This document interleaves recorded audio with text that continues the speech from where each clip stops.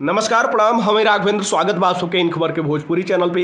जिला अदालत डॉक्टर अजय कृष्ण के आदेश पे भारतीय पुरातत्व सर्वेक्षण यानी कि एएसआई विभाग सोमवार से वजूखाना के छोड़ के ज्ञानवापी के संपूर्ण परिसर का सर्वे शुरू करे जा रहा बाटे। एएसआई के लखनऊ, पटना, नई दिल्ली सहित कई राज्य के टीम रविवार रात ही बनारस पहुंच गए रहे। सर्वेक्षण अधिकारी द्वारा देर रात मंडलायुक्त कौशल राज शर्मा, डीएम.एस. राजलिंगम और पुलिस आयुक्त मुथा अशोक जैन के साथ बैठक करके रूपरेखा तैयार कल गई। पुलिस कमिश्नर द्वारा बताओल गई कि करीब 20 सदस्यीय टीम बनारस पहुंच गई बाटे और आप सबको बता दें कि सुबह 7 बजे से ही सर्वे शुरू हो चुकल बाटे।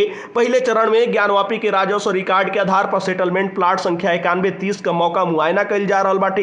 परिसर के चारों ओर रेकी और नाप जोखी हो रहा बा।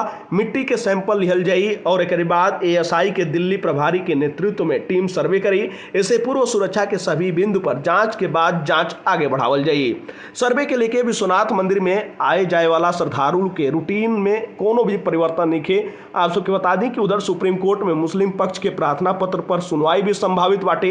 दोपहर में मुख्यमंत्री योगी भी खुद दर्शन पूजन करे खातिर जइहा। एक साथ ही धाम परिसर में कथावाचक मुरारी बापू का भी कार्यक्रम प्रस्तावित बाटे। आप सबके बता दें कि वाराणसी में काशी विश्वनाथ मंदिर से सटल ज्ञानवापी परिसर के सर्वे के आदेश पर वाराणसी के जिला जज की अदालत द्वारा वजू स्थल के छोड़ के ज्ञानवापी के अन्य परिसर पर एएसआई सर्वे करौले के मांग के मंजूरी कर लियल गई रहे। ऐसे में शिवलिंग वाला क्षेत्र यानी वजूखाना के अलावा अन्य क्षेत्र का सर्वे करौले का आदेश दियल गई रहे।